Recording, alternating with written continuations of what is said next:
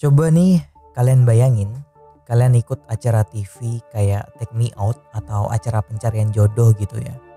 Terus kalian dapat jodoh ganteng, baik dan kaya.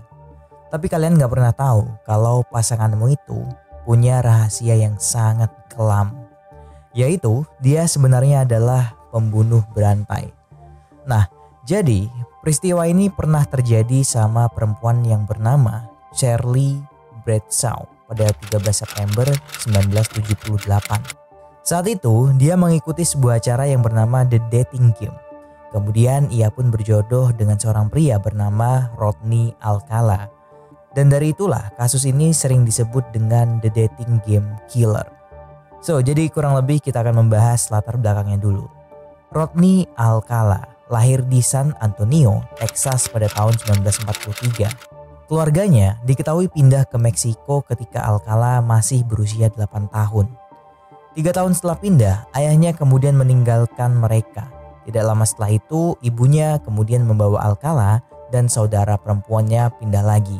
Kali ini mereka pindah ke pinggiran kota Los Angeles. Ketika usianya 17 tahun, Alcala bergabung dengan Angkatan Darat dan bekerja sebagai juru tulis. Tapi saat bertugas, Alcala mengalami kecelakaan yang membuatnya gangguan saraf. Ia pun diberhentikan secara medis dan didiagnosis menderita penyakit mental. Setelah berhenti dari Angkatan Darat, Alcala ini sempat melanjutkan kuliah di UCLA atau University of California, Los Angeles. Sampai pada akhirnya dia menjadi pembunuh berantai. Seperti kebanyakan pembunuh bayaran, berantai ini biasanya memiliki cara atau kesenangan tersendiri ketika membunuh. Signaturnya adalah memukul, menggigit, memperkaos, dan mencekik. Nah, kalau si Alcala ini seringkali dia akan mencekik korbannya sampai pingsan. Setelah sadar, dia akan mengulanginya lagi sampai mati. Korban pertamanya bernama Tali Shapiro, seorang bocah berusia 8 tahun. Yang dia bujuk ke apartemen di Hollywood pada tahun 1968.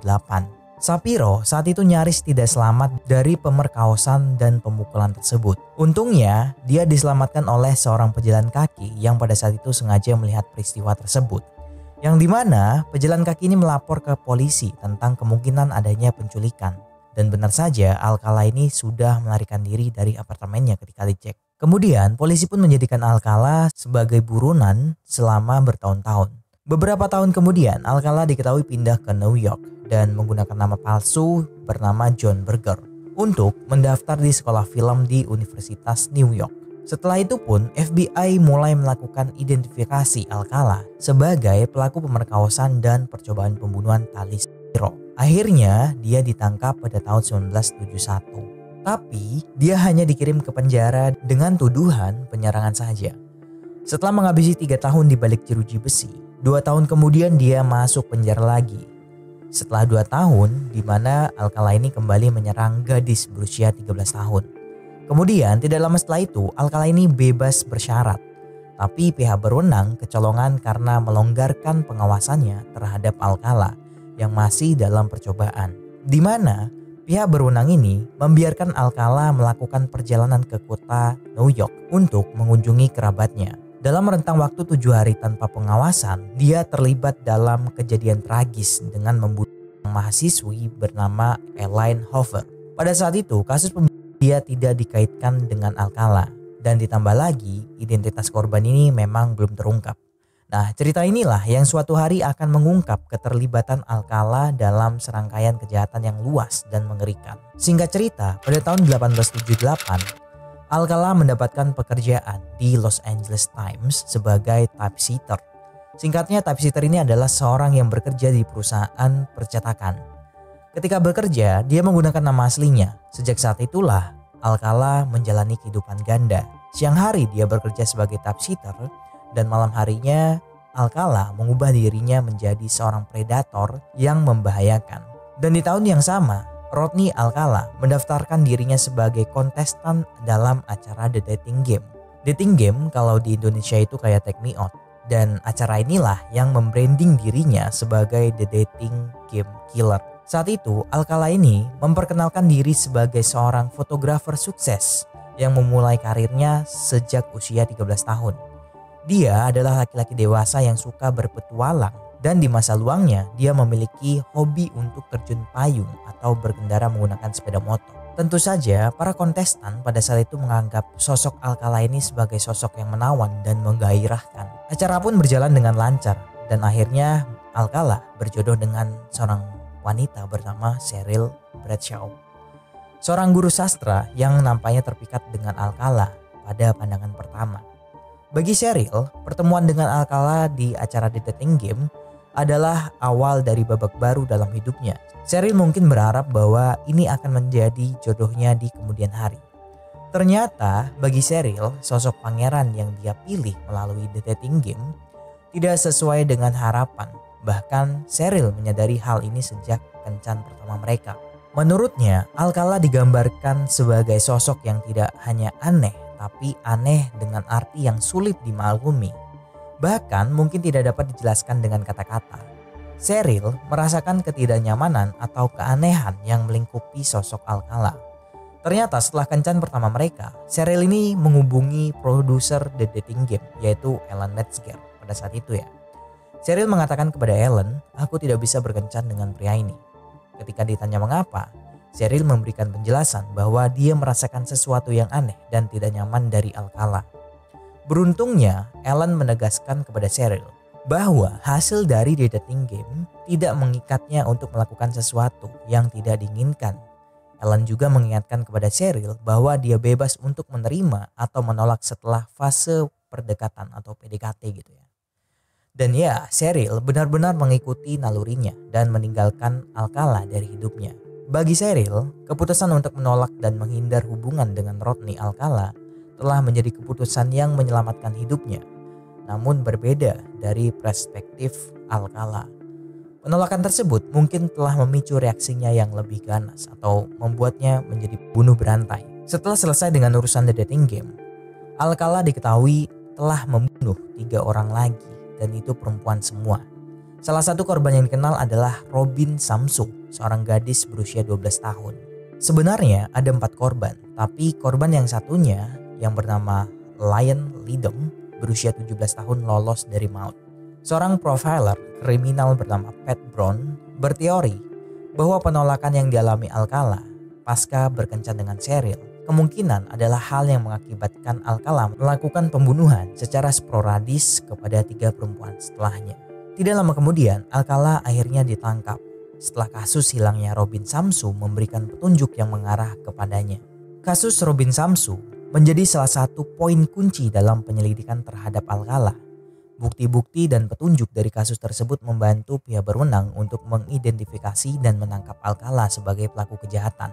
Menurut pengakuan teman-teman Samsu pada saat itu, mereka mengatakan bahwa ada orang asing yang mendekati mereka ketika mereka berada di pantai, dan orang tidak dikenal itu menawarkan sesi pemotretan.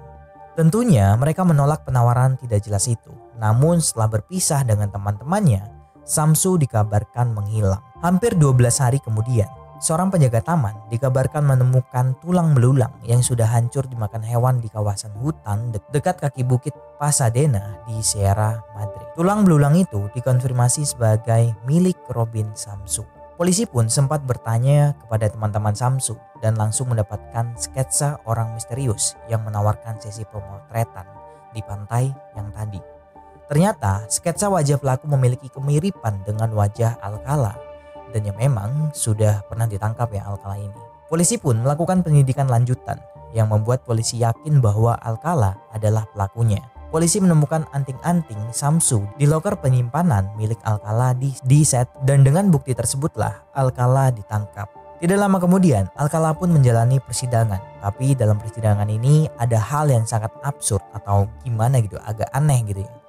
Terlepas dari tidak adanya bukti atas pembunuhan lainnya, Alcala sendiri mengaku bahwa dia sudah membunuh setidaknya 100 orang, pernyataan yang kemudian akan dia bantah sendiri di persidangan yang ketiganya. Meskipun juri dan keluarga korban berharap agar hukuman mati diberlakukan terhadap Rodney Alcala, tapi di persidangan yang kedua, tuntutan tersebut tidak pernah terpenuhi. Meskipun demikian, penyidik tetap gigih dalam memperjuangkan hukuman yang setimpal dengan kejahatan yang dilakukan Alcala. Mereka terus membawa masuk barang bukti baru yang dapat digunakan untuk memperkuat kasus dan melawan si pembunuh di persidangan. tahun 2010 di persidangan yang ketiga, Alcala secara mengejutkan mengumumkan bahwa dia akan menjadi pengacaranya sendiri selama persidangan. Dan ya, itu adalah sidang yang sangat aneh. Selama persidangan, segala macam hal berjalan dengan membingungkan. Alcala bertindak sebagai pengacara sendiri, kemudian mengajukan pertanyaan kepada dirinya sendiri, bahkan merujuk kepada dirinya sebagai Mr. Alcala gitu. Yang lebih gilanya lagi, ada sesi tanya jawab itu berlangsung selama 5 jam. Dia mengatakan kepada juri bahwa dia berada di Knott's Berry Farm pada saat pembunuhan Samsu. Dan dia pun berpura-pura bodoh atas tuduhan lain dan menggunakan lagu Arlo Guthrie sebagai bagian dari argumen penutupnya. Kacau nih orangnya. Dan Alcala berpura-pura lupa untuk menghindari pembunuhan yang dia lakukan. Bahkan seorang psikolog ini mengatakan bahwa Alcala memang orang gila. Tapi setelah itu, Alcala tetap dinyatakan bersalah. Tapi setelah dari itu semua, Alcala tetap dinyatakan bersalah atas 4 tuduhan pembunuhan yang didukung bukti tes DNA. Selebihnya, yang membuat Alcala tidak bisa mengelak adalah karena Tali Shapiro, gadis yang diperkosa dan dipukuli Alcala, berhasil lolos. Dia telah datang ke persidangan sebagai saksi kunci. Dan pada akhirnya, Alcala dijatuhi hukuman mati. Emang boleh ya di persidangan gitu kita mewakilkan diri kita sendiri sebagai pengacara gitu? Gue baru tahu gitu kan. Pembunuh berantai yang membranding dirinya sebagai di dating game killer atau pencarian jodoh. Dulu aja udah ada pencarian jodoh. Gue baru tahu kalau dari dulu itu ada pencarian jodoh. So jadi kurang lebih begitulah. Kalau ada salah kata ataupun kata yang kurang pas, mohon tambahkan di kolom komentar atau komen aja. Terima kasih sudah menonton video ini.